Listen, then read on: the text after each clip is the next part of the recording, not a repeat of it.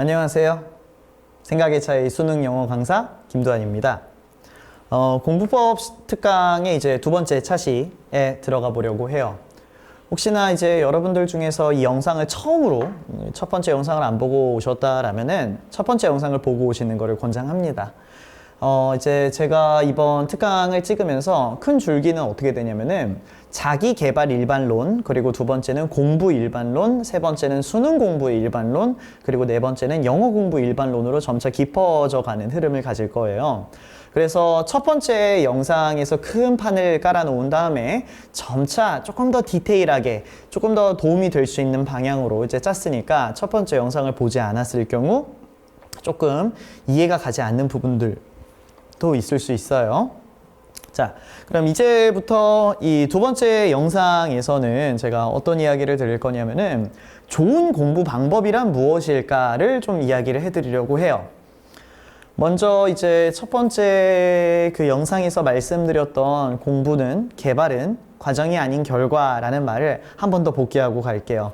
지난 시간에는 제가 개발이라고 했는데 이번에는 이제 공부라고 이름을 좀 바꿨어요. 지난 시간에 한번 생각해보자 라고 했었던 거죠. 앉았다고 공부를 하는 게 아니고요. 공부한다고 이제 잘 배운 게 아니고요. 잘 배웠다라고 시험을 잘 보는 건 아니고요. 시험을 잘 봤다라고 해서 대학을 잘 가는 건 아닙니다. 그런데 반대로 대학을 잘 가려면 우선 시험을 잘 봐야 되고요. 시험을 잘 보려면 우선 잘 배워야 되죠. 잘 배우려면 우선 공부를 해야 돼요. 그리고 공부를 잘하려면 우선 앉아야 될 거예요. 자, 앞선 느낌이랑 이 두 번째 느낌 다르다라고 말씀드렸죠? 첫 번째 느낌에서는 무언가 하나를 한다라고 해서 무조건 그 결과가 보장되지 않는다라는 메시지를 전달해 드렸어요. 그런데 이쪽에서는, 여긴 또 개발이라고 바뀌었네요. 이쪽에서는 제가 그 얘기를 드렸죠. 어떤 결과를 만들어내려면은 필요한 필수 조건 같은 거는 있다라고 했어요. 그래서 첫 번째 거를 보시면서 이제 큰 틀에서 요것만 한다라고 되지 않고 이런 요소들도 필요하네 라는 생각을 받으셨다라면은 두 번째에서는 우선 큰 것부터 잡아야겠다 라는 생각이 드실 거예요. 그리고 이 큰 것들을 잡으시다가 중간중간 이런 것들도 좀 신경 쓰긴 해봐야겠다. 시험에서의 긴장 컨트롤은 어떻게 해야겠다. 국어 시간 끝나고 나면은 쉬는 시간에 뭘 해야겠다. 이런 것들이 조금씩 추가가 되기 시작할 거예요. 그래서 우선은 앉고 우선은 공부하자라는 게 지난 시간에 핵심 메시지였어요. 자, 오늘 이야기를 이제 본격적으로 시작을 해볼 건데요. 지난 시간에는 우리가 방향성을 설정을 잘 하자, 목표 그리고 좋은 결과가 일단은 가장 초점이 돼야 된다라고 말씀드렸는데, 오늘은 방향성의 좀 차이를 보여드리려고 하고요. 어떻게 방향을 잡느냐에 따라서 좀 어떤 과정상의 차이 같은 것들을 좀 보여드리려고 해요. 그에 대한 좀 단적인 예시로 이 내신과 수능의 차이를 먼저 알려드리고 갈게요. 이 내신과 수능에서의 가장 큰 차이는 이제 많은 과목들이 그렇지만 영어가 아무래도 가장 이 특성이 부각이 돼요. 영어 내신 시험은 정해진 텍스트를 공부를 하고 이 정해진 텍스트랑 관련된 문제를 풉니다. 반면에 수능에서는 이제 수능에서 어떤 것들이 시험에 나올 거야 라고 텍스트를 던져주지 않습니다. 그래서 학습자 입장에서는 어떤 텍스트를 골라야 할지부터 방향성 차이가 나타나요. 그리고 솔직히 말해서 내신에서는 좋은 컨텐츠라고 부를 만한 건 있어요. 시험에 나올 텍스트죠. 그런데 수능에서는 좋은 컨텐츠라고 할 만한 게 시험에 나올 것이다 라는 측면에서는 고를 수가 없습니다. 그나마 누구나 공감할 만한 좋은 컨텐츠는 기출문제예요. 그거는 누군가의 수능이었을 테니까요. 그런데 기출문제를 공부한다라고 해서 기출문제에서 100점 나왔다라고 해서 수능에서 100점 나오는 건 또 아니죠. 그래서 이런 차이점이, 방향성의 차이점이 하나 드러나고요. 두 번째는 앞서 말씀드린 정해진 것과 정해지지 않은 것과 관련이 좀 되어 있는데, 이제 우리가 내신에서는 정해진 것들을 공부하다 보니까 컨텐츠를 배우는 느낌이 강해요. 그러다 보니까 한 4주에서 6주 정도의 시험 대비 기간 동안에 이 어떤 요소들이 있었는가를 주로 배우게 돼요. 그런데 수능은 1년짜리 학습이라서 이제 수능이 장기적 학습이 아니라 배우는 과정상에 굉장히 오래 걸릴 수밖에 없어서 장기적 학습이 될 수밖에 없어요.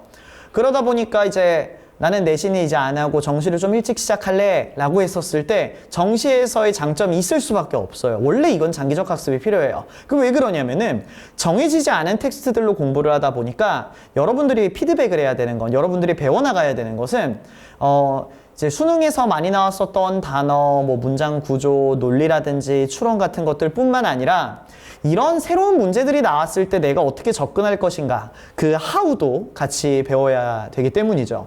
그리고 그 how들은 어떻게 특정 지을 수가 없어요. 어떻게 풀어야 되는가, 이렇게 풀면 된다, 이 문제는 안 먹히는데 이렇게 될 거라서 그래요. 그래서 가능한 한 판을 넓히는 작업들이 많이 필요하다 보니까 수능은 장기적 학습으로 잡힐 수밖에 없습니다.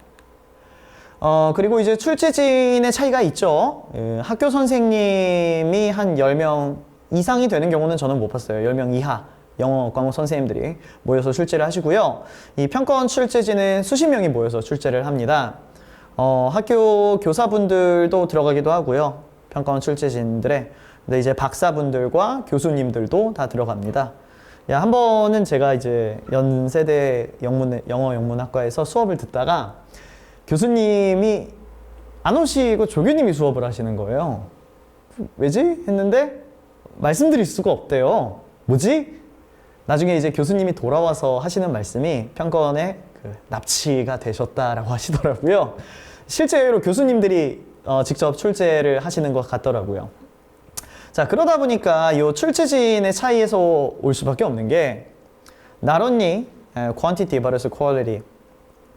이 10명 이하의 학교 선생님들이 들여다볼 텍스트의 양과 수십 명의 평가원 출제진들이 바라볼 텍스트의 양이 압도적으로 차이가 날 수밖에 없어요.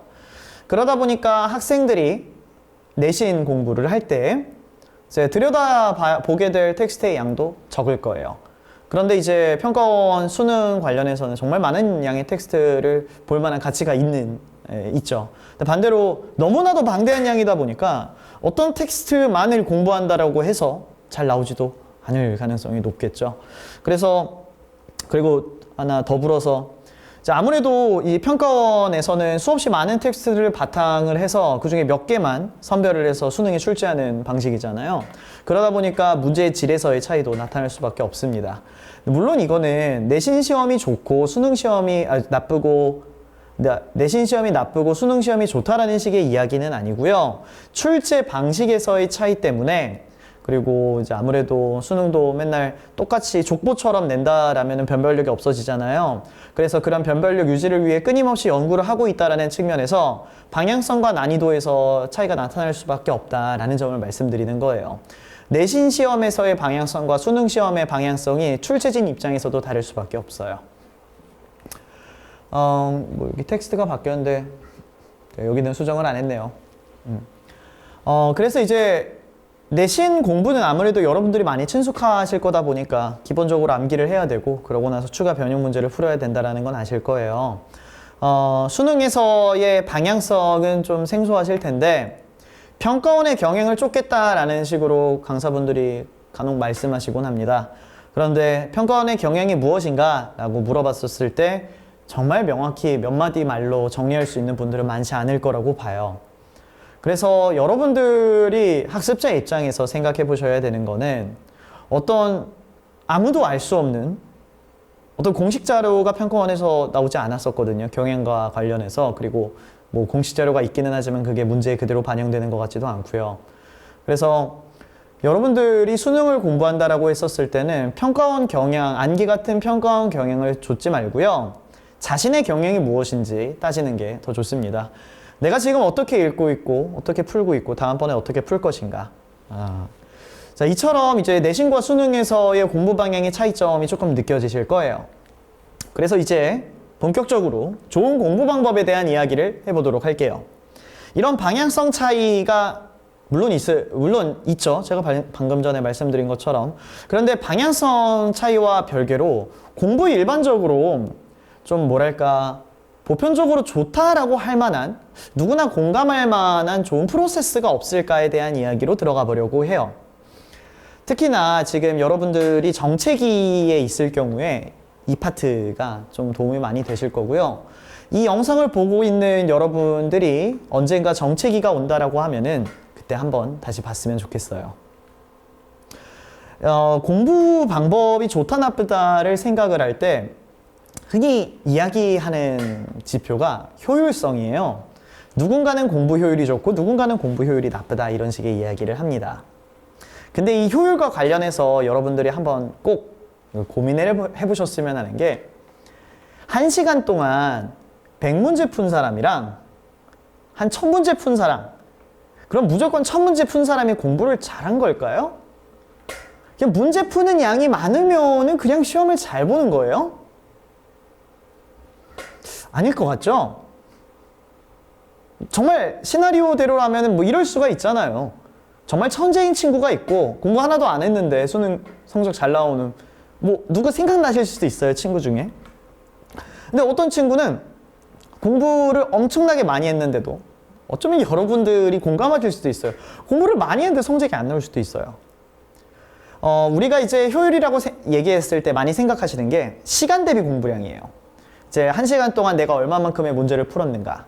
근데 저는 여러분들이 이쪽에 초점을 잡으셨으면 좋겠는 게 공부량 대비 학습량에 초점을 좀 더 잡으셨으면 좋겠어요.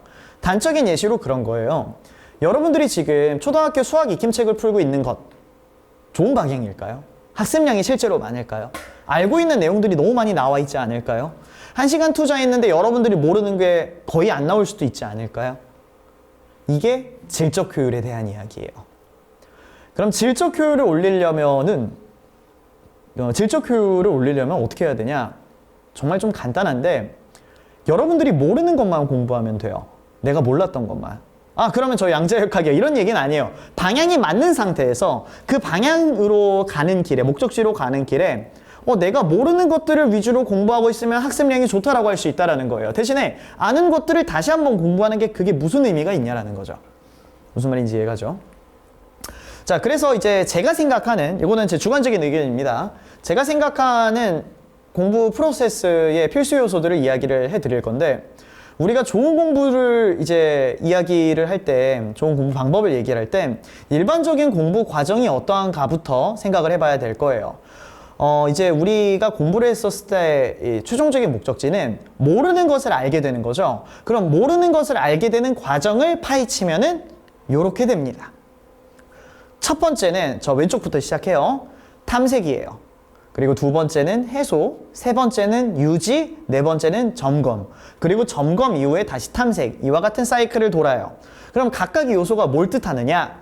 첫 번째, 탐색 과정은 모르는 것을 찾는 단계예요. 그래서 이제 흔히 뭐 예습이라고 얘기를 해도 되고요. 근데 여러분들이 체감이 가실 거는 문제 푸는 거예요. 봐봐요. 여러분들이 수학을 100문제를 풀었어요. 실력이 는 거예요? 아닐 거예요. 이제 채점을 하고 틀린 것들을 보고 여기가 내가 잘못됐네. 다음번에 이렇게 풀지 말아야지. 이렇게 했었을 때 공부가 된 걸 거예요. 그래서 그냥 문제를 푼다라는 행위 자체는 내가 아는 게 있는가, 내가 모르는 게 있는가를 확인하는 행위예요. 그래서 탐색 과정이 됩니다. 두 번째 과정은 여러분들이 어떤 문제를 풀었는데 틀렸어요.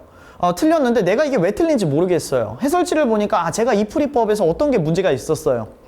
그런 식으로 이제 여러분들이 몰랐었던 거를 아는 것으로 바꾸는 단계를 해소 단계라고 불러요.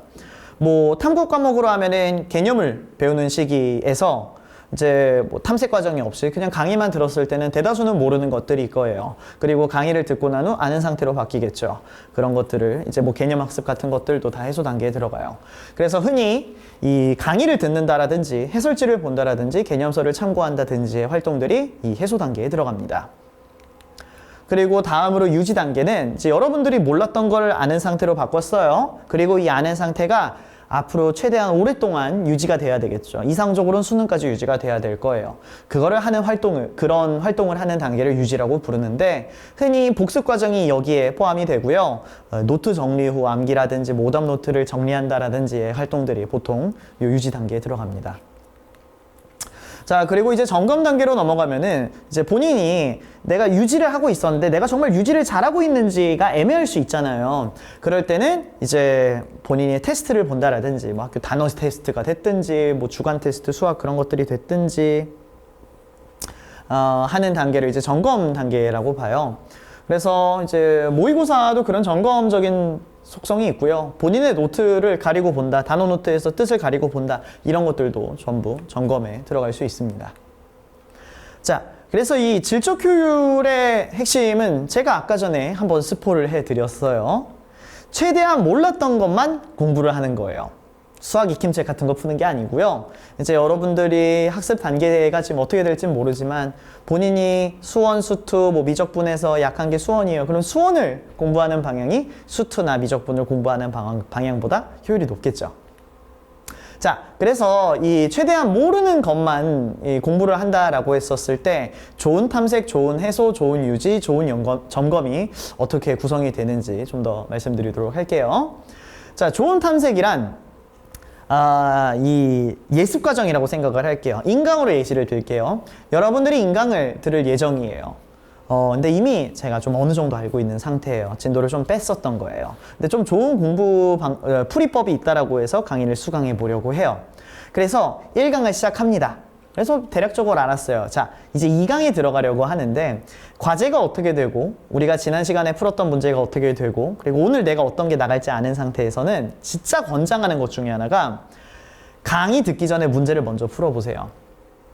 이제 뭐 영어로 치면은 8문제 해설을 할 건데 8문제 해설을 선생님의 말을 그냥 그대로 듣는 게 아니라 8문제를 먼저 풀어본 상태에서 나 이 문제는 잘 풀리고 얘는 좀 안 풀렸던 것 같아. 이 상태를 만들어 놓으라고 하는 거예요.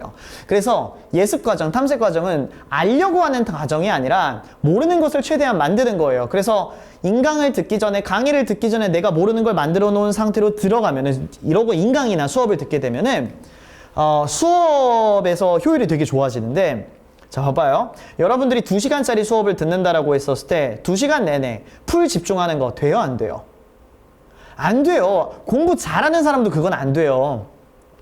이 집중의 흐름은 이게 뭐랄까 쭉 이어지는 직선형의 형태라기보다는 곡선형의 형태에 가까워요. 어떨 땐 잘 되다가 안 되다가 잘 되다가 안 되다가 그래요. 그래서 이런 파형이 있다라고 했었을 때 여러분들이 집중이 잘 될 때, 안 될 때 어떤 내용들을 듣고 있는 게 좋냐. 집중이 잘 될 때는 여러분들이 몰랐던 거를 집중하고 있는 상태가 가장 좋겠죠. 집중을 잠시 느슨하게 놨을 때는 내가 이미 알던 것들을 얘기하고 있을 때가 가장 좋겠죠. 그러면은 내가 수업에 들어가기 전에 집중해야 될 부분과 집중하지 않아도 되는 부분을 미리 나눠 놓으면 좋지 않았을까요? 그래서 탐색 과정이 있었을 때 수업이라든지 해설지를 볼 때의 효율이 정말 많이 좋아지게 돼요. 집중의 탄력을 정말 필요할 때 늘렸다 줄였다 할 수가 있으니까요. 자, 그리고 이제 좋은 탐색 과정에서 1등급과 요 3등급의 탐색 과정의 차이가 있을 수가 있는데, 지난 시간에 말씀드린 것과 겹쳐요. 3등급의 학생이 1등급의 공부 방법을 완전히 똑같이 따라하는 게 좋지 않습니다. 1등급의 니즈랑 3등급의 니즈가 다르거든요. 1등급은 통상 본인의 실수를 막기 위한 공부 방법을 택합니다. 그런데 3등급 학생들은 실수를 막는 것보다는 아직 더 배워야 할 것들이 많을 거예요. 그래서 만약에 노트를 본다라고 했을 때 3등급 학생들은 내가 몰랐던 거를 계속 기억하는 방향으로 가게 돼요. 그런데 1등급 학생들이 모르는 것의 반응은 어떻게 되냐? 아, 나 여기서 실수했다. 이 실수 안 나오려면 어떻게 해야 되지? 이런 식으로 정리가 되게 돼요. 그래서 탐색 과정에서도 지금 본인이 미처 반응하지 못했던 거, 몰랐던 거에 초점을 잡으셔야 돼요. 그리고 이거는 다른 누군가를 따라하는 게 아니에요. 본인한테 솔직해지셔야 돼요. 자, 좋은 해소로 넘어가서 좋은 해소를 하는 방법은 사실 좋은 탐색이 무조건 있어야 돼요. 내가 아는 것과 모르는 걸 나눠 놓은 상태에서 집중할 부분과 집중하지 않을 부분을 나눠 놓는 거죠. 그래서 이 좋은 해소란 이제 모르는 것들에만 반응한다. 그리고 그것만 배우려고 한다. 이쪽 방향이라고 생각하시면 돼요. 그래서 이제 여러분들이 좋은 강의를 선택을 하거나 좋은 교재를 선택할 때는 어떤 방향성이 있어야 되냐면은 내가 강의를 좀 들어봤는데 내가 다 아는 얘기들이야. 그럼 강의를 왜 듣냐는 거예요. 반대로 내가 강의를 들어봤는데 내가 모르는 거 투성이야. 사실 이것도 그렇게 좋은 방향은 아니에요. 강의를 들었는데 2시간 동안 들었는데 너무 몰라가지고 제가 알아들은 게 하나도 없어요. 그럼 그것도 강의에 효과가 없는 거예요. 아는 것이 많아져야 돼요. 모르는 것 상태에서. 그래서 수업을 들었을 때 100% 이해가 되는 거는 일단 너무나 이상적이고요. 제 개인적으로는 50에서 70% 사이 정도면 좋은 강의가 아닌가 싶어요. 여러분들이 아는 거 반, 모르는 거 반 정도로. 그러니까 방금 전에 제가 아는 것은 해소 과정에 필요가 없다라고 했는데 이게 확장과 축소 저 키워드랑 관련이 있어서 미리 말씀드릴게요. 공부라는 거는 확장하는 단계가 있고 축소하는 단계가 있어요. 확장하는 단계는 여러분들이 뚫지 못했었던 어려운 문제를 더 뚫을 수 있는 능력으로 제 기초 실력이 좋아진 방향이라고 생각하시면 돼요. 축소는 뭐냐면은 이제 제가 알고 있는 개념인데 시험 문제를 푸는데 좀 오래 걸린 문항이 있다라고 해볼게요. 그래서 그거를 반복적으로 연습하다 보니까 능숙해져서 이 문제 푸는 시간이 줄어들었어요. 이게 축소 개념이에요. 공부가 무조건 확장적으로만 이루어져서는 안 돼요. 우리는 제한 시간 내에 압축적으로 자신의 사고 능력을 뽐내야 돼요. 수능 같은 시험에서. 그러다 보니까 확장이 있었다라면은 축소하는 과정도 같이 있어야 돼요. 그래서 이 아까 전에 강의에서 아는 거 50%, 모르는 거 50%이 얘기가 확장과 축소가 같이 일어나기 좋게 구성이 되기 때문에 그래요. 좋은 책도 강의랑 결이 비슷합니다. 여러분들이 이미 알고 있었던 뭐 영어로 치면 1형식에서 5형식 이 얘기만 주구장창하는 교재는 그렇게 좋은 교재는 또 아닐 거예요. 넘어갑시다. 자, 좋은 유지란 뭐냐? 모르는 것만 기록하고 암기하는 거예요. 이제 뭐 여러분들이 새롭게 알게 된 내용들이 있었을 때 그리고 그거는 앞으로 계속 가져가야겠죠. 그래서 암기를 하는 방향까지 가면은 가장 좋을 거예요. 여기 관련해서 이건 좀 신신당부해드리고 싶은 건데 하고 싶은 얘기가 많아요. 이쪽이.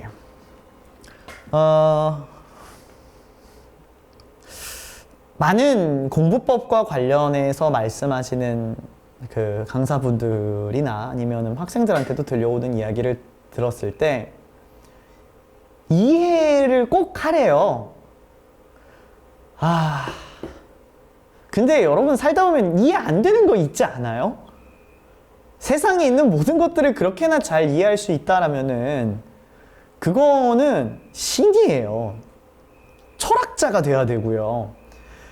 솔직하게 인정해야 돼요. 세상이 이해할 수 없는 거 있어요.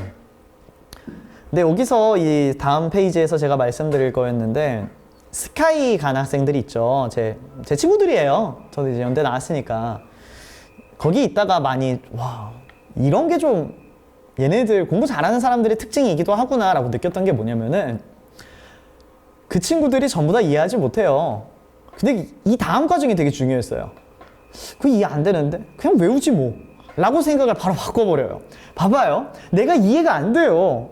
죽어라 했는데 이해가 안 돼요. 와, 나 큰일 났네.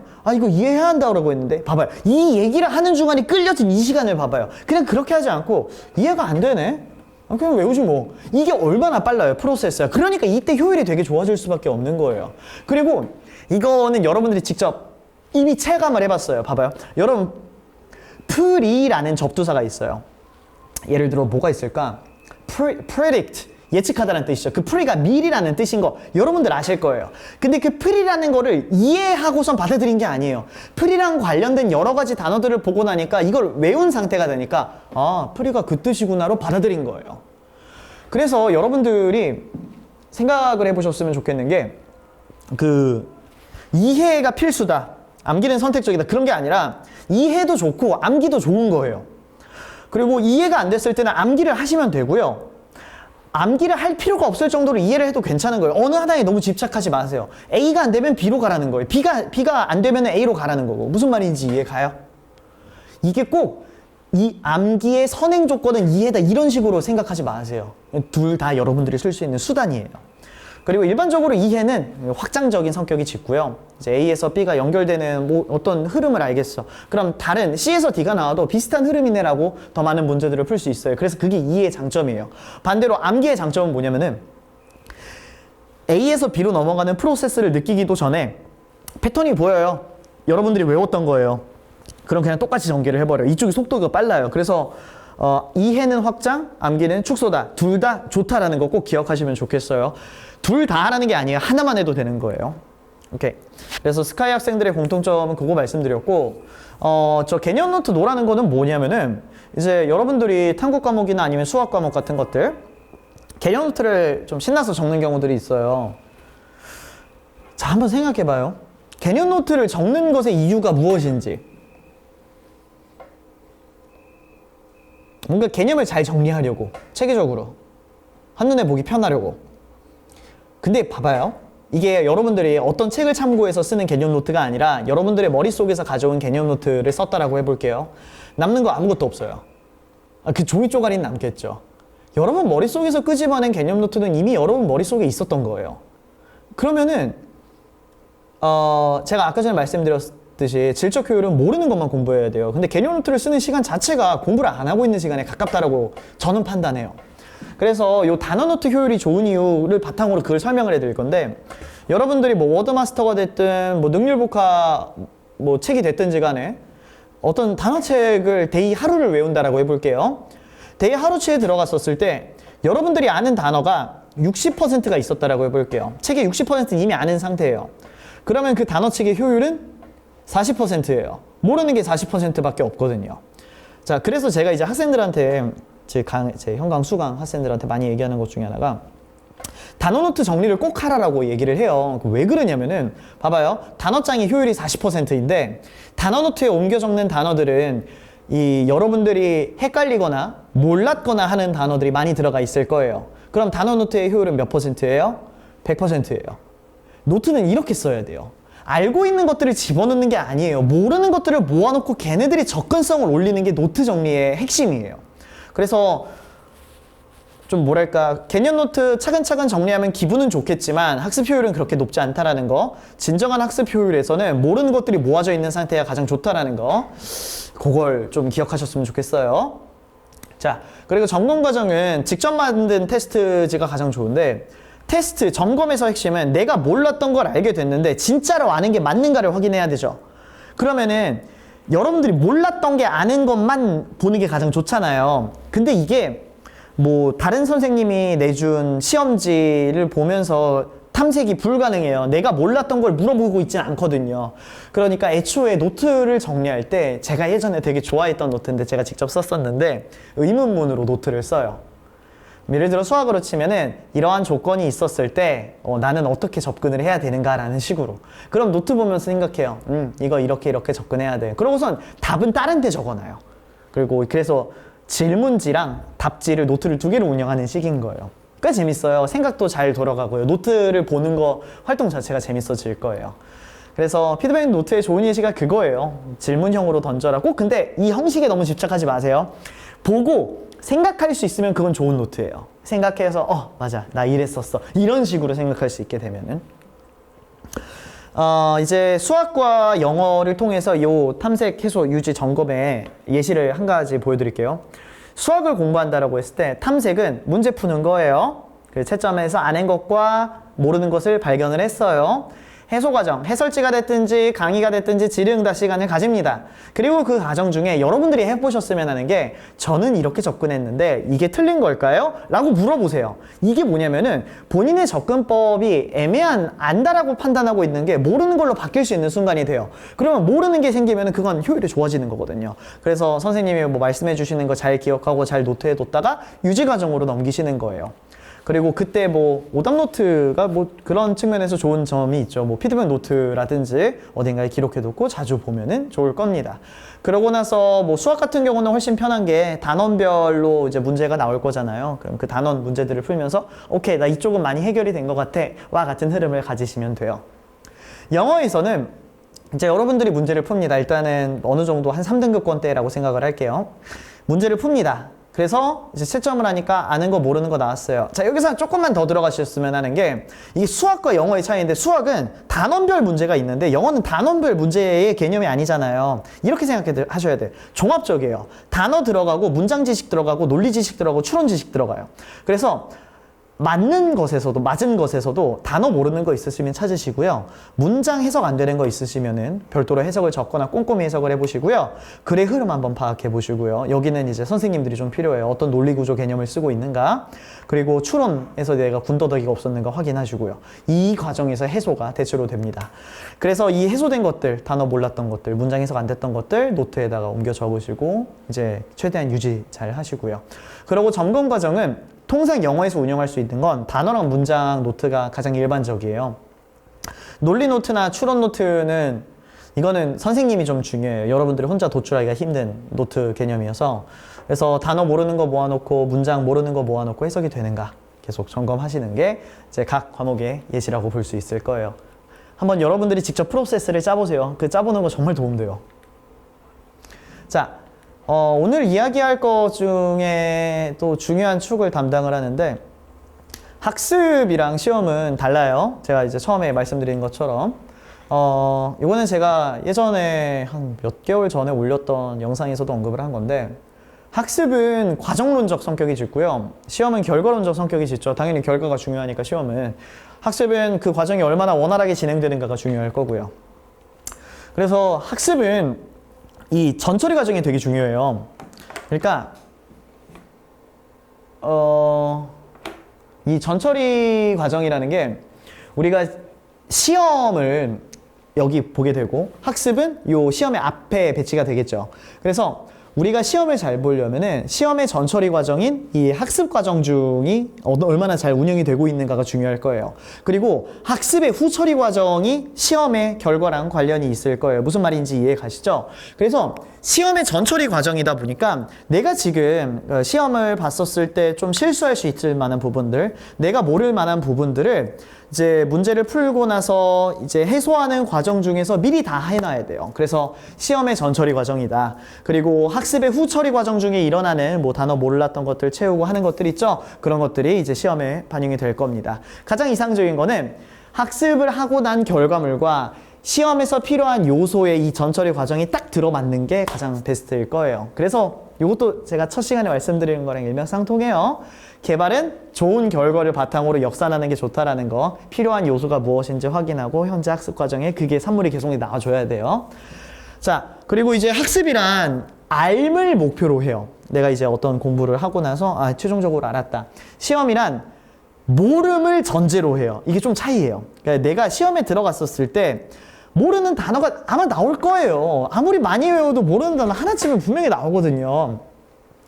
그러면은 시험에 모르는 단어가 나왔을 때 나는 어떻게 해야 되지? 시험에서 어떤 문장이 내가 해석이 안 될 때 나는 어떻게 해야 되지? 맥락을 내가 모를 때 어떻게 해야 되지? 추론이 안 될 때 어떻게 해야 되지? 이런 것들을 생각해야 되는 게 시험적 특성이 짙어요. 학습은 시험을 대비하는 거잖아요. 난 다 알아야 돼. 이 방향으로 가게 돼요. 그래서 제가 이제 좋아하는 예시 중에 하나인데 여러분 봐봐요. 시험에서 정답을 맞추려면은 근거가 한 개 필요해요? 다 필요해요? 한 개만 있으면 돼요. 그런데 시험에서 한 개만 알고 있으면은 불안정성이 높을 거예요. 그래서 학습 중에는 모든 근거를 파악하는 방향으로 가야 돼요. 그 중에 하나가 시험에 우연히 얻어 걸릴 수 있게끔. 그래서 학습은 모든 것들을 아는 방향으로 가는 것이고 시험은 모른다라는 전자에 접근하는 것이 바람직하다. 그래서 문제를 틀렸을 때 단어를 내가 몰라서 틀렸어요. 그럼 피드백이 앞으로 단어를 조금 더 많이 외워야겠다. 이게 학습적 피드백이고요. 틀렸는데 단어 때문에 틀렸어요. 시험적 피드백은 뭐냐면은 내가 이 단어를 몰랐는데도 풀 수가 없나? 를 고민해보는 거예요. 단어 안 찾고 다시 풀어보는 거예요. 계속. 그렇게 해서 나온 결과물은 시험에서 임기응변으로 쓰기가 참 좋은 피드백이 나오겠죠. 다음 시간에 피드백 노트랑 관련해서 굉장히 세게 이야기를 할 건데 그쪽에서 좀 더 상세하게 다루도록 할게요. 자, 그래서 이제 오늘 말씀드린 것의 핵심은 좋은 공부 방법에 있어서 신경 써야 되는 건 질적 효율이고 질적 효율이 좋다라는 거는 모르는 것만 공부를 하는 거예요. 그래서 그 아는 상태로 바꾸는 거겠죠.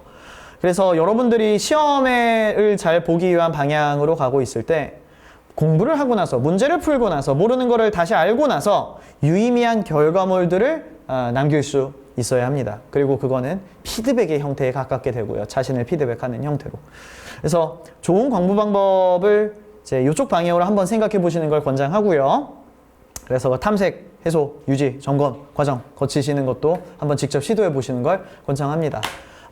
그리고 제가 이제 일단은 요 공부법 특강을 4개 영상으로 올리려고 하는데 혹시 궁금하시거나 궁금하신 사항이 있으시면은 유튜브에 댓글을 한번 달아주시겠어요? 제가 추가로 공부법 특강을 영상을 찍게 되면은 Q&A 관련해서만 좀 더 상세히 여러분들이 실제로 모를 만한 것들, 답답한 고민 사항들을 위주로 다뤄볼까 하거든요. 그래서 혹시 시간이 되시고 기회가 되신다라면은 달아주시면은 영상을 통해서 상세히 답변해 드리도록 할게요. 자, 다음 시간에는 본격적인 수능 공부 이야기로 깊이 빠져볼 거예요. 아마 주가 될 거는 그 피드백 노트 어떻게 작성하는 게 좋은가 정말 좋은 노트거든요. 이거 제가 이제 20살 때 썼던 거를 다음 시간에 보여드릴 수 있으면 아마 보여드리지 않을까 싶어요. 효율이 압도적으로 좋아요. 그 공부 방법은. 물론 지금 여러분들의 학습 단계가 어떻게 되느냐에 따라 차이는 있겠지만 제가 그거를 선보였던 모든 학생들이 정말 많이 만족을 했어요. 아, 진짜 이렇게 하면은 제가 다음 시간에 알려드릴 공부 방법 쓰면은 객관식 시험은 100점 맞을 수 있다라는 생각도 들 수 있을 거예요. 물론 당장이 되는 건 아니에요. 누적 시간이 좀 필요합니다. 자, 여기까지 이 공부법 특강 2차 시였고요.